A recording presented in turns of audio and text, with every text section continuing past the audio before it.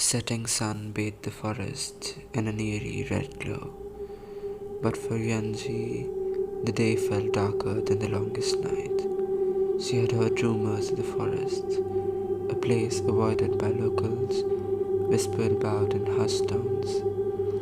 It was where the forgotten were taken, a chilling legacy of South Korea's hidden past.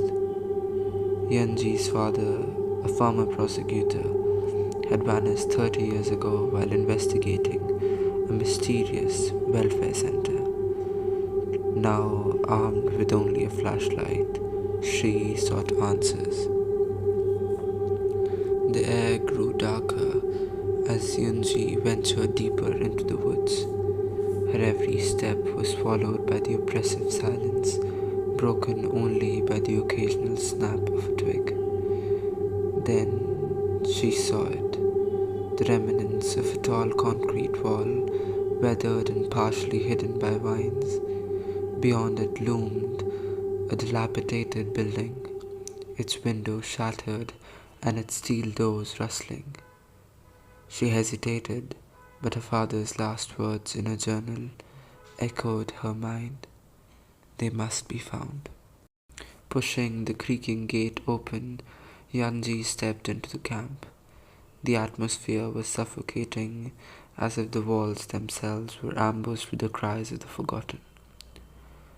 Her flashlight revealed rows of crumbling bunk beds, each one a silent witness to the horrors once endured.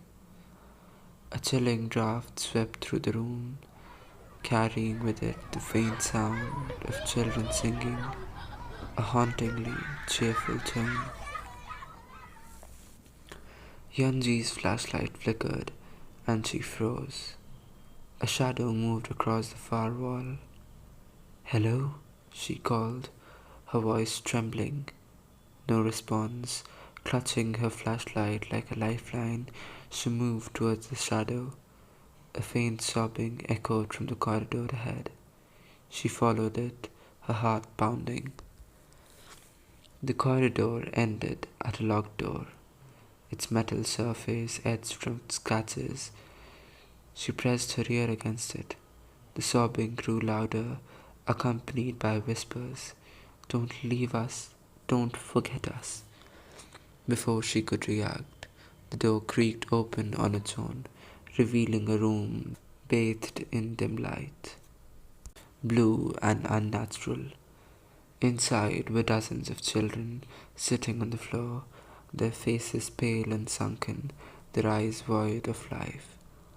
They were clad in tattered uniforms, their heads shaved. Hyunji stepped back, but the children turned their heads in unison to face her. One of them, a boy no older than 10, stood and pointed at her. "You're late," he said in a hollow voice. "They're waiting." "Who's waiting?" Yunji stammered, but the boy only turned and walked around a hidden door at the back of the room. The other children followed, their movements stiff and mechanical. Against her better judgment, Yunji followed them. The hidden door led to a staircase spiraling downward. The air grew colder with each step, and the blue light dimmed until she was engulfed in darkness. The faint shadows of machinery echoed from below, growing louder as she descended. At the bottom, she found herself in a vast underground factory. Conveyor belts lined the room, and figures moved mechanically along them. The faces were obscured, their bodies thin and frail. The stench of decay was overpowering. Yunji's stomach turned as she realized the figures were assembling crude, rusted tools, tools that seemed designed not for work but for torment. Suddenly, a piercing whistle rang out. The figures stopped and turned towards Yunji. As they moved closer, she saw their faces clearly. Sunken eyes, hollow cheeks, expression of anguish, frozen in time.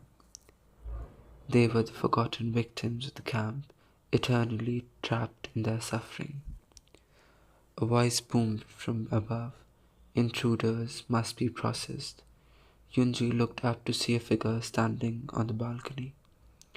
A man in a pristine suit, his face eerily familiar.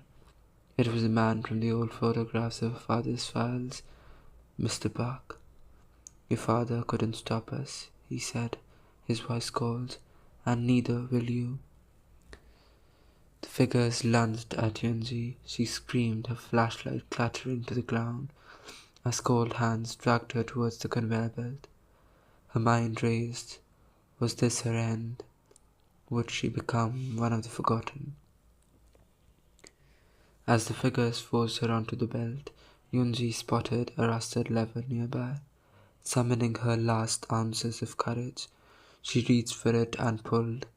The factory was plunged into darkness, and the machinery ground to a halt. In the chaos, Yunji scrambled to her feet and ran blindly through the darkness, the youngest wails of the forgotten echoing behind her. She burst through a hidden door and found herself back in the forest.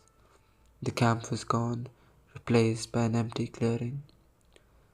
Breathless and trembling, Yunji collapsed to the ground. The whispers of the forgotten filled her ears.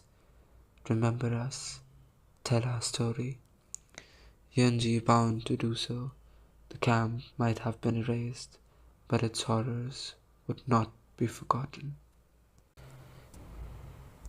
A story of deep supernatural horror with intense feeling of fear, anguish, and pain. You might forget what you heard, but do not forget the pain of the forgotten ones.